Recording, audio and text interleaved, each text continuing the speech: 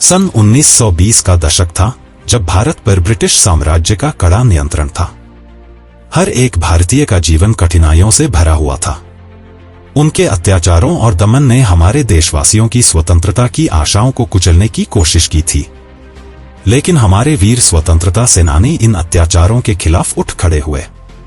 अनेक संगठनों ने ब्रिटिश हुकूमत के खिलाफ सशस्त्र विद्रोह करने का निश्चय किया। उनमें से एक प्रमुख संगठन था हिंदुस्तान रिपब्लिकन एसोसिएशन (HRA). इस संगठन का नेतृत्व राम प्रसाद बिस्मिल, अशफाक उल्लाह खान, राजेंद्र नाथ लाहिड़ी, रोशन सिंह और अन्य क्रांतिकारी कर रहे थे। इन क्रांतिकारियों ने ब्रिटिश सरकार के खजाने को लूटकर स्वतंत्रता संग्राम के लिए धन जुटाने की योजना बनाई। 9 अगस्त 1925 का दिन, यह दिन भारतीय स्वतंत्रता संग्राम के इतिहास में एक महत्वपूर्ण मोड़ साबित हुआ। लखनऊ से काकोरी जा रही ट्रेन पर हमला करने की योजना बनाई गई। यह ट्रेन लखनऊ से चलकर सहारनपुर जा रही थी, जिसमें ब्रिटिश सरकार का खजाना लदा हुआ था। जैसे ही ट्रेन काकोरी स्टेशन के पास पहुंची, राम प्रसाद बिस्मिल और उनके साथी क्रांतिकारियों ने ट्रेन की चैन खींचकर उसे रोक लिया।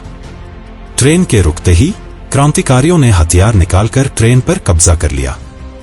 उन्होंने गार्ड को बेहोश कर दिया और खजाने की पेटियों को खोलकर उसमें रखा हुआ धन लूट लिया। यह घटना ब्रिटिश सरकार के लिए एक बड़ी चुनौती थी। इस घटना ने पूरे देश में हलचल मचा दी।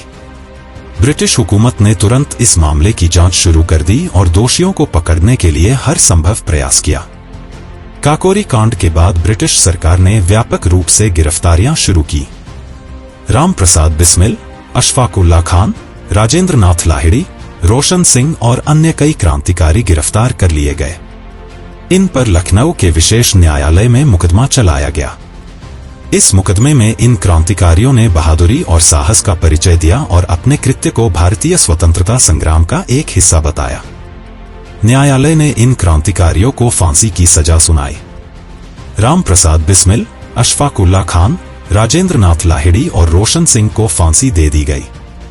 इन वीरों के बलिदान ने पूरे देश में एक नया जोश और ऊर्जा भर दी।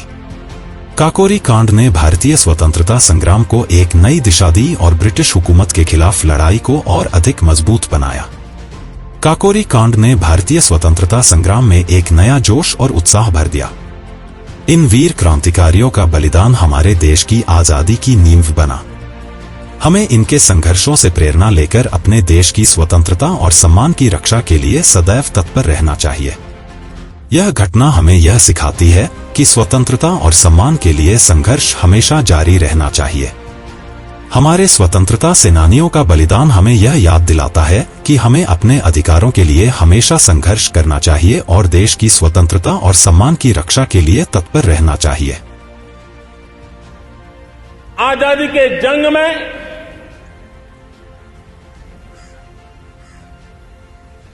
गुलामी का पूरा कालखंड संघर्ष में बीता है।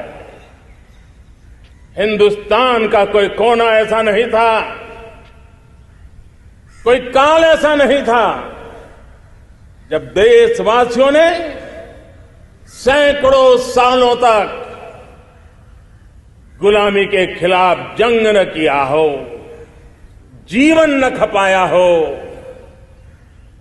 यातनाएं न झेली हो, आहुति न दी हो। कि ब्रिटिश हुकूमत ने इस देश के स्वाधीनता संग्राम सेनानियों, इस देश के क्रांतिकारियों के साथ किस किस प्रकार का अत्याचार किया था।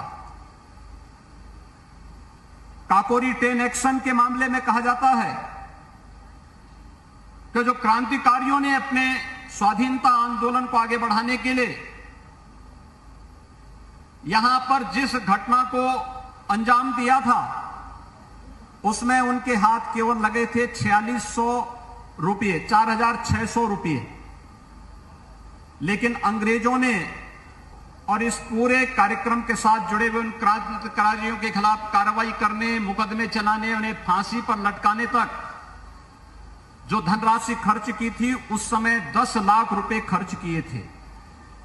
यानी एक क्रूरता की एक नई कहानी को हम सबके सामने और जो हमें हमेशा इस बात का एहसास कराता है कि देश की स्वाधीनता से बढ़कर के कुछ नहीं हो सकता है।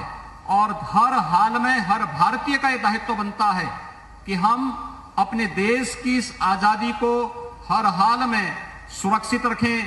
देश का आजादी का यह अमृत महोत्सव का कार्यक्रम हम सबको इस नई प्रेरणा के साथ आगे बढ़ने के लिए प्रेरित कर रहा है।